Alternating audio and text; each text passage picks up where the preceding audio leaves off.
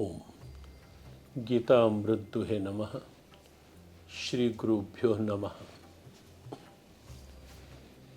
गीता जी का सार हम चर्चा में ले रहे हैं। इस समय 6ठे अध्याय तक का विषय हुआ था। 7वें अध्याय पर एक दृष्टि डालते हैं कि 7वां अध्याय क्या है और क्या प्रेरणा ये अध्याय दे रहा है। इस अध्याय का नाम है ज्ञान विज्ञान योग। परमात्मा से संबंधित जानकारी या कल्याण से या जीव विज्ञान से संबंधित जो जानकारी है वो ज्ञान है। लेकिन श्रद्धापूर्वक भावपूर्वक जानकारी प्राप्त करके उसमें अपने आप को परिनिष्ठित कर लेना, उसमें अपने आप को तत्पर कर लेना और अनुभव की स्थिति बना लेना, वो विज्ञान है। निश्चित है कि इस अध्याय के माध्यम से ज्ञान भी अर्थात सैद्धांतिक जानकारी भी और विज्ञान भी अर्थात व्यवहारिक प्रयोग अनुभव की भी बात है। एक दुर्लभ स्थिति है कि हजारों में कोई एक होता है जिसके भीतर ये जिज्ञासा जगती है कि परमात्मा क्या है, कल्याण कहाँ है, ये जीवन क्या है, क्यों मिला है। और उसमें भी कोई विरल, ये अध्याय कहता है, कोई कोई होता है जो जानकारी प्राप्त होने के पश्चात उस अवस्था के लिए तत्पर होता है, उस अवस्था को पा लेता है। 5 तत्वों की बात है इस अध्याय में। भूमिर आपो अनलो वायु खम, और मन बुद्धि अहंकार को मिलाकर प्रकृति का स्वरूप है, लेकिन जड़ प्रकृति। और ये निश्चित है कि चेतना जो है वो अलग है, तो ही ये जड़ प्रकृति कुछ क्रियाशील गतिशील हो पाती है। परमात्मा कण कण में है, सर्वत्र है, ऐसा कुछ भी नहीं, ऐसा कोई भी नहीं परमात्मा के बिना जिसकी कोई सत्ता हो। और इसीलिए एक माला का रूप सृष्टि को यदि देना है, सबको यदि देना है, तो परमात्मा रूपी सूत्र को साथ लेना ही होगा। विशिष्ट प्रेरणा है इस अध्याय की। और आगे कुछ संक्षिप्त से विभूतियों के भाव में है भी है। जल में मैं रस हूँ, अग्नि की दाहकता हूँ, सूर्य और चंद्रमा का तेज हूँ मैं, पृथ्वी की गंध हूँ मैं। इस प्रकार के कुछ संकेत इस अध्याय में। बुद्धिमानों की बुद्धि में हूँ, तेजस्वियों का तेज परमात्मा है। और एक विशेष बात, बलवानों का बल। और साथ ही जो कामना, वैसे कामना का निषेध आता है, लेकिन जो कामना धर्म के अनुकूल है, कल्याण पथ के लिए है, परमार्थ के लिए है, भगवान कहते हैं वो कामना भी मेरा ही स्वरूप है। 3 गुणों का वर्णन है। उसके बाद जो परमात्मा की शरण में आ जाते हैं, त्रिगुण में माया से वो पार हो जाते हैं। 4 प्रकार के भक्तों का इसमें वर्णन है। आर्तो जिज्ञासु अर्थर्थी ज्ञानी च भर्तृष्व। एक वो जो दुख आने पर ही परमात्मा का स्मरण करते हैं, एक वो जो किसी अभाव के कारण, लेकिन धन्य वे जो केवल परमात्मा के लिए परमात्मा का भाव मन में रखते हैं, भजन करते हैं। और चौथे वो जो परमात्मा से एक रूपता प्राप्त कर लेते हैं। हम देख सकते हैं हमारी क्या स्थिति है, लेकिन परमात्मा की उदारता आप देखें, वो कहते हैं कि सभी उदार हैं, सभी अच्छे हैं, कम से कम किसी भी निमित्त से मेरी ओर आए तो सही। तो इस प्रकार से भक्तों का वर्णन और एक दुर्लभ स्थिति, अनेक जन्मों के अंतिम जन्म में आकर जीव ये अनुभव करता है कि ये सब कुछ जो है वासुदेव ही है, परमात्मा का स्वरूप ही है। देवताओं की भी बात कही गई इसमें कि जो देवताओं का पूजन करते हैं, यद्यपि वो कहीं ना कहीं संकीर्णता में अपने आप को रख बैठते हैं, सकाम भाव से, फल भी नाशवान होता है, लेकिन तो भी भगवान उदारता प्रकट करते हैं कि जहाँ जहाँ जिसकी श्रद्धा है, मैं उनकी श्रद्धा को तोड़ता नहीं, मैं उनकी श्रद्धा को वहाँ पुष्ट करता हूँ। और इस अध्याय में ऐसे ही अतीत को वर्तमान भविष्य सब कुछ जानने वाले परमात्मा, और फिर अधिभूत, अधियज्ञ, अधिदैव सबके सहित जो कर्म और ब्रह्म को तत्व से जानता है वो परमात्मा को पा लेता है। इस अध्याय की पूर्णता। लेकिन साथ ही 8वां अध्याय जो अक्षर ब्रह्म योग है, इन्हीं शब्दों के साथ ही अर्जुन ने भगवान से प्रश्न किया है 8वें अध्याय के प्रारंभ में कि ब्रह्म क्या है, अध्यात्म क्या है, कर्म किसे कहते हैं, और अधिभूत, अधिदेव, अधियज्ञ कौन है। ये 6 प्रश्न अर्जुन ने किए और बड़ा सीधा स्पष्ट सा उत्तर भगवान कृष्ण ने दिया कि जो शाश्वत है, अविनाशी और श्रेष्ठ सत्ता है वो ब्रह्म है, और अध्यात्म तो स्वभाव ही है। केवल पूजा अध्यात्म नहीं, केवल पाठ अध्यात्म नहीं, केवल मंदिर तीर्थ जाना अध्यात्म नहीं, यज्ञ दान तप ही अध्यात्म नहीं। ये सब अध्यात्म के अंग तो हो सकते हैं, लेकिन अध्यात्म तो जीव का वो स्वभाव है जिसके बिना जीव की सत्ता ही नहीं है। तो अद्भुत एक भाव बताया।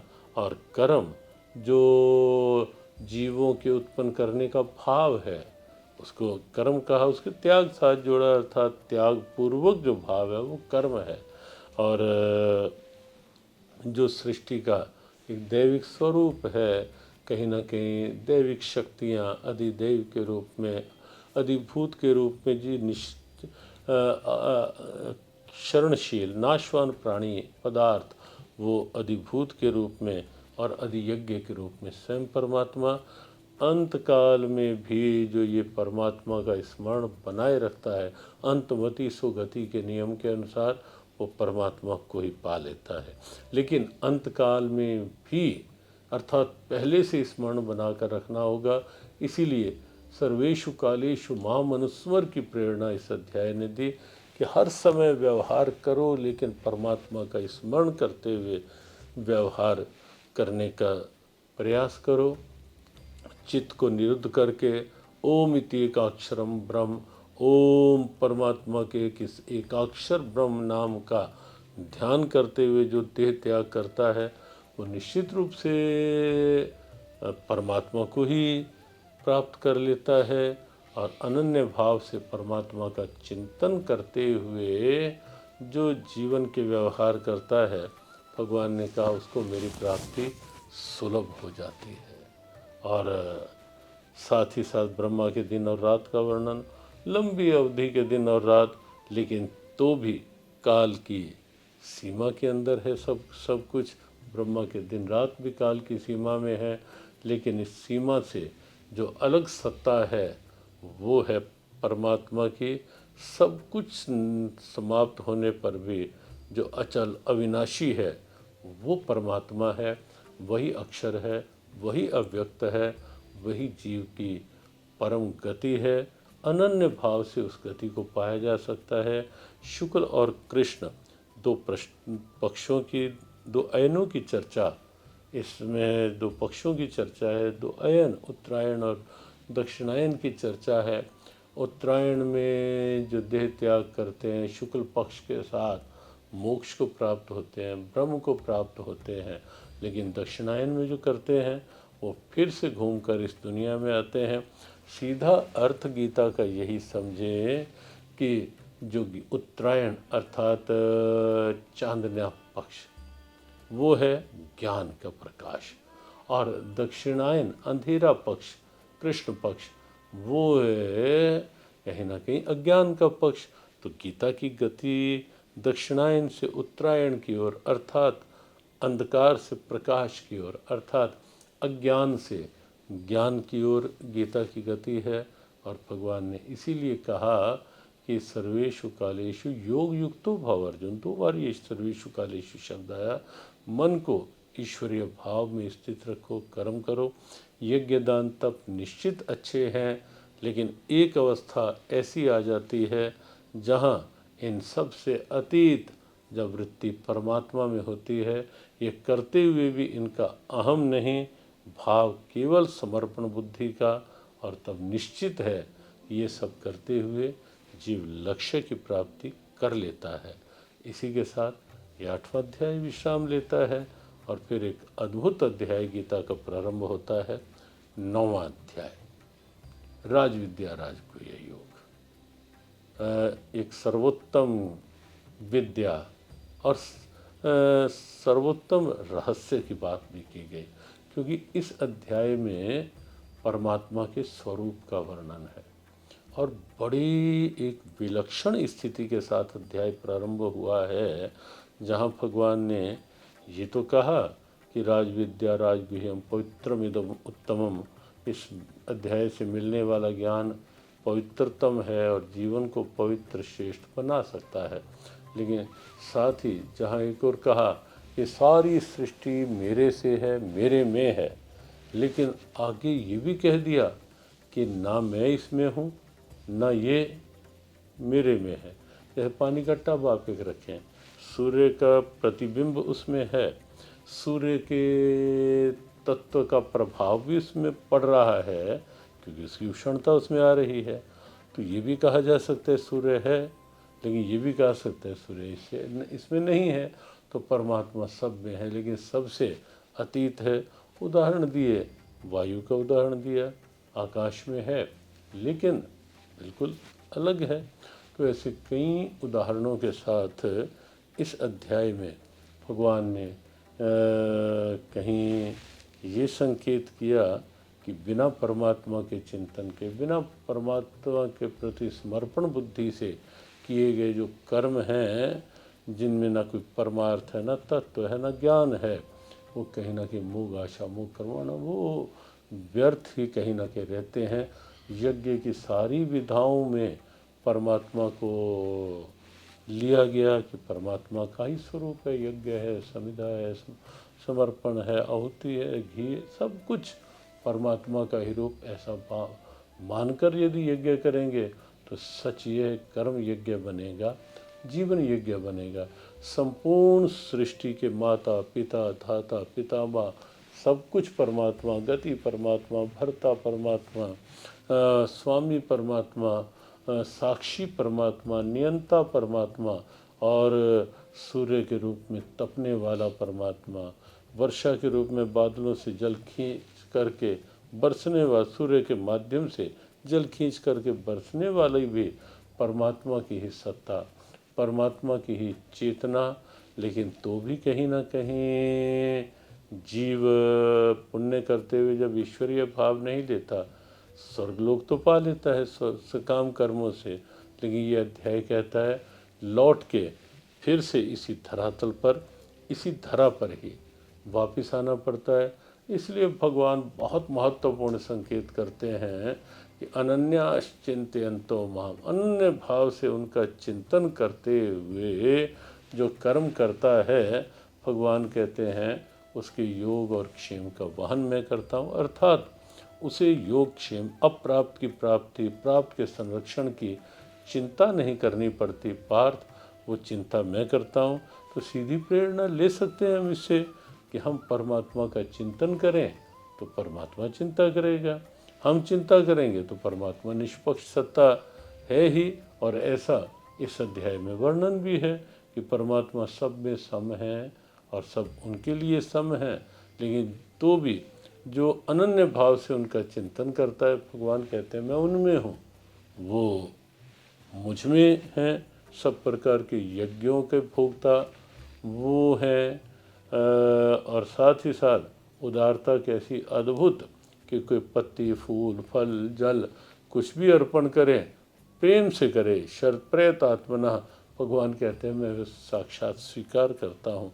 और इसीलिए प्रभु ने कहा कि अहम बुद्धि नहीं जोड़ो, जो भी करना है यज्ञ दान तप जो भी है वो सब मेरे अर्पण करते चले जाओ, कर्म बंधन से निश्चित मुक्त हो जाओगे। इस अध्याय की अत्यंत उदारतम प्रेरणा कि जो दुराचारियों में भी अग्रगण्य है, सुदुराचार हो, वो भी यदि एक बार निश्चय कर लेता है कि मुझे अब कल्याण मार्ग पे चलना है, मुझे अब सब कुछ पुराना भूल करके अच्छाई के मार्ग पर चलना है, भगवान कहते हैं वो साधु ही कहा जाने योग्य, अगर दृढ़ निश्चय है तो। और वो शीघ्र धर्मात्मा भी हो सकता है, शांति भी पा सकता है। उन लोगों के लिए कितना बड़ा आश्वासन है जो कहीं ना कहीं विकृतियों की दलदल में उलझे हैं, गीता पढ़ेंगे तो उन्हें भी लगेगा कल्याण के द्वार हमारे लिए भी बंद नहीं हैं।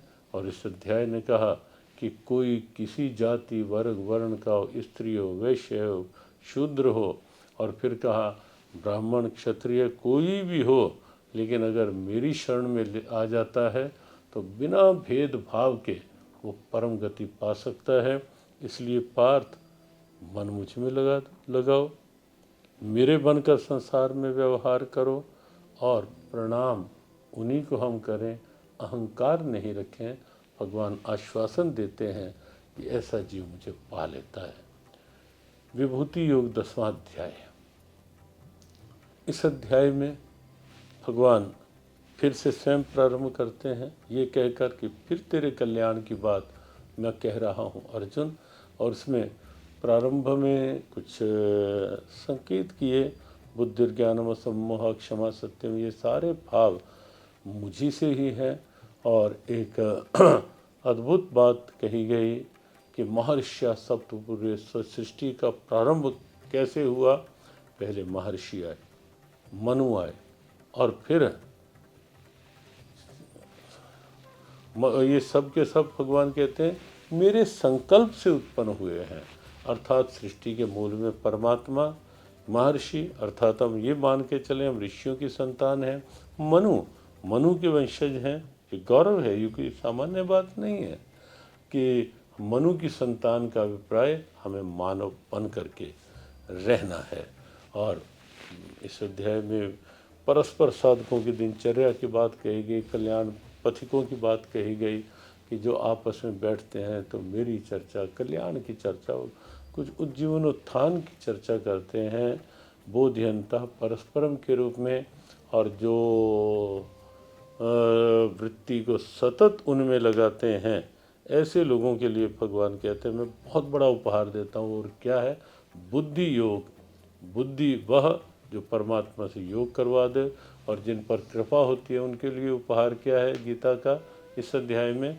उनके हृदय में बसकर अज्ञानता का अंधकार दूर करके ज्ञान का दीपक जला देता हूँ। अर्जुन ने अद्भुत स्तुति की है इस अध्याय में भगवान से, 12वें अध्याय से लेकर के 12वें श्लोक से लेकर इस अध्याय के 18वें श्लोक तक अद्भुत स्तुति के मंत्र हैं, बार बार पठनीय हैं, भगवान से प्रार्थना करने योग्य वो मंत्र हैं गीता के। और 19वें श्लोक में अर्जुन की इस जिज्ञासा पर कि मैं आपकी विभूतियों के बारे में जानना चाहता हूँ, भगवान ने अपनी विभूतियों का वर्णन किया। और अगर आप ध्यान से इस अध्याय की विभूतियाँ पढ़ेंगे तो आप देखेंगे वेद हों, देव हों, पशु हों, पक्षी हों, मनुष्य हों, नर या ऋतुएं हों, या पितर हों, जलचर, थलचर, नभचर, ऐसा कुछ भी नहीं छोड़ा भगवान ने जहाँ ये ना कहा हो कि इनमें मैं ये हूँ, इनमें मैं ये हूँ, इनमें मैं ये हूँ। सर्वत्र सबके अंदर परमात्मा ने अपनी विशिष्टता बताई। और अंत में ये कह दिया कि पार्थ, जहाँ जहाँ भी जो कुछ दिखाई देता है, कोई विभूति, कोई शक्ति, कोई माधुर्य, सौंदर्य, ऐश्वर्य, वो सब मेरे तेज का अंश मात्र है। इसलिए अधिक जानकारियों में ना उलझ करके साधक को चाहिए कि वो एक परमात्मा को जान ले, सारी सृष्टि उनमें, और वो सारी सृष्टि में। और सार में ये वाक्य है कि सृष्टि को वैभव की दृष्टि से नहीं, ईश्वरीय विभूति की दृष्टि से देखने का प्रयास करें। इस प्रेरणा के साथ 10वां अध्याय विभूति योग संपन्न हुआ। 11वां अध्याय विश्व रूप दर्शन। विभूतियाँ तो हो गई, भगवान ने बता दिया, लेकिन ये सैद्धांतिक पक्ष जानकारी मिल गई, लेकिन व्यवहारिक पक्ष क्या है? अर्जुन अपनी बात करते हैं प्रारंभ में। अर्जुन कहते हैं भगवान, मेरा मोह तो दूर हो गया आपकी कृपा से, लेकिन आप मेरे अंदर सुनने की भी जिज्ञासा है। जो आपने कहा वो मैं सुना है कृष्ण, उसके महत्व को भी मैंने समझा है। और यही नहीं, मेरा पूर्ण विश्वास साधक के लिए एक क्रम है कल्याण मार्ग का कि पहले अहम छोड़ें, भगवान की कृपा स्वीकारें, ध्यान से इस अध्याय को देखेंगे तो आपको लगेगा, ध्यान से सुने, सुनकर उसके महत्व को समझें, उस पर विश्वास जगाएं कि जो कहा है वो सत्य मेरे कल्याण के लिए है। फिर उसके बाद जिज्ञासा अर्जुन ने प्रकट की कि कृष्ण सब ठीक है, लेकिन मेरी संतुष्टि नहीं है। आप मुझे जो मेरे लिए यदि उचित समझते हो तो आप मुझे वो स्वरूप दिखा दो जिसमें सारी विभूतियों का वर्णन है, जो सारी विभूतियाँ अपने में लिए हुए है। भगवान कहते हैं बाहर की आँख से नहीं, दिव्य दृष्टि अर्जुन को प्रदान की भगवान ने इस अध्याय में, और संकेत किया कि मेरे भीतर तो ये सारी सृष्टि को देख, चर अचर, जड़ चेतन, स्थावर जंगम, सब कुछ परमात्मा में है। और अर्जुन ने देखा, भगवान ने कहा पार्थ इस समय मैं काल के रूप में प्रकट हुआ हूँ। जैसे नदियाँ समुद्र में मिलती हैं, तो अर्जुन देख रहे हैं कि सब जीव भगवान में मिलते जा रहे हैं, समाते चले जा रहे हैं। इसका अर्थ कि प्रभव भी परमात्मा है और प्रलय भी परमात्मा है, सृष्टि निकली भी परमात्मा से, लय भी परमात्मा में होनी है। इसलिए पहले ही परमात्मा का आधार लें। अर्जुन ने वो स्वरूप भी देखा, सुंदर भी, विकराल भी। और स्तुति, भगवत स्तुति इस अध्याय का अत्यंत महत्वपूर्ण पक्ष। इस अध्याय का ही नहीं, पूरी गीता जी का 11वें अध्याय के 36 से लेकर 45-46 श्लोकों तक जो अर्जुन ने स्तुति की, कहीं भगवान से अपनी त्रुटियों की क्षमा याचना, कहीं उनका प्रेम, उनकी कृपा, उनकी प्रसन्नता पाने के लिए ये अचूक स्तुति है। करते रहें अधिक से अधिक। और अंत में भगवान ने कहा मेरा ये जो स्वरूप तूने देखा, इसको कोई भी देख नहीं पाया, न यज्ञ से, न दान, न तप, न किसी और साधन से। अर्थात परमात्मा साधन साध्य नहीं, वो कृपा साध्य हैं। लेकिन कृपा कब होती है वो भी इस अध्याय के समापन में है। भक्त्या अनन्या लभ्या, जो अनन्य भाव से चिंतन करता है और अंत में सब कर्म उनके अर्पण, मत कर्म कृन मत परमो मत भक्ता, उनके आश्रय पे छोड़ दो जीवन की नैया को, तो निश्चित है भगवान कहते हैं उनके लिए मैं उनके साथ हूँ, उन्हें मिल जाता हूँ। तो 11वां अध्याय विश्वरूप दर्शन की दिव्यता के साथ संपन्न। 12वां अध्याय बहुत छोटा लेकिन बहुत मीठा भक्ति योग। अर्जुन के प्रश्न के साथ कि जो निर्गुण निराकार के रूप में उपासना करते हैं वो या सगुण साकार वाले उत्तम कौन है। बहुत अद्भुत शैली में भगवान का उत्तर है। किसी को अच्छा श्रेष्ठ या निकृष्ट नहीं कहा, कम या अधिक नहीं आंका, बड़ा या छोटा नहीं आंका। भगवान ने कहा सीधी बात है पार्थ, जो मेरे में मन लगाकर साधना करते हैं मेरे लिए तो वही उत्तम है। और उसके बाद सर्वभूत हिते रहता, इस अध्याय की दिव्य प्रेरणा उदारता कि जो सब प्राणियों के हित में लगे होते हैं, सब में मुझे देख करके वो मुझे पा ही लेते हैं। निराकार की साधना को कुछ कठिन बताया, सगुण साकार को कुछ सुगम बताया, क्योंकि सामने स्वरूप है।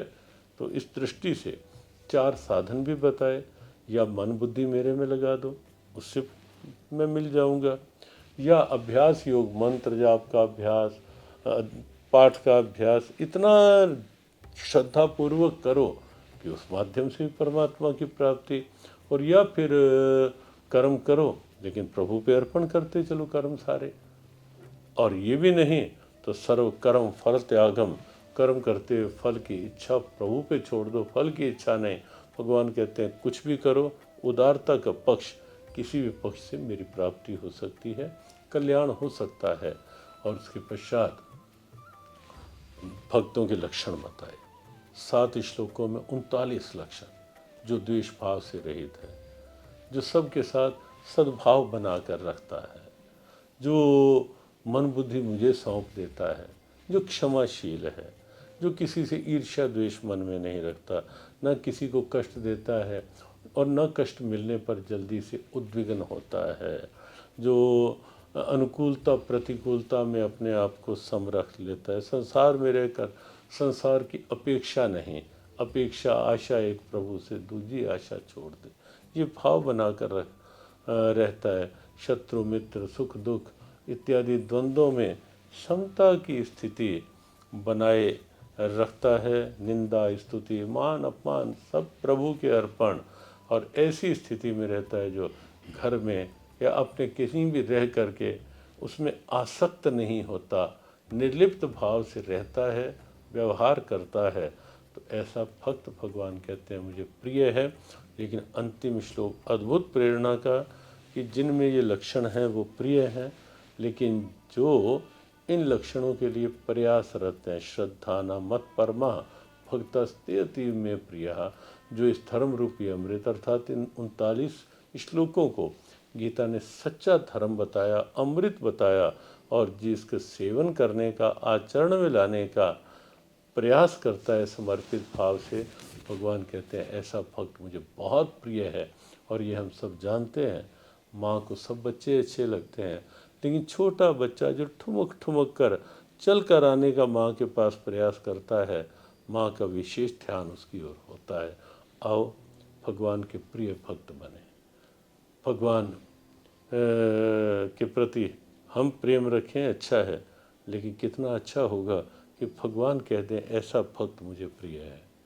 भगवान हमें अच्छे लगने ही चाहिए, लेकिन ऐसा जीवन बने हम प्रभु को अच्छे लगने लगें। ये अध्याय उसकी प्रेरणा है। भक्ति योग 12वां अध्याय ऐसी दिव्य प्रेरणाओं के साथ संपन्न। ओम शांति।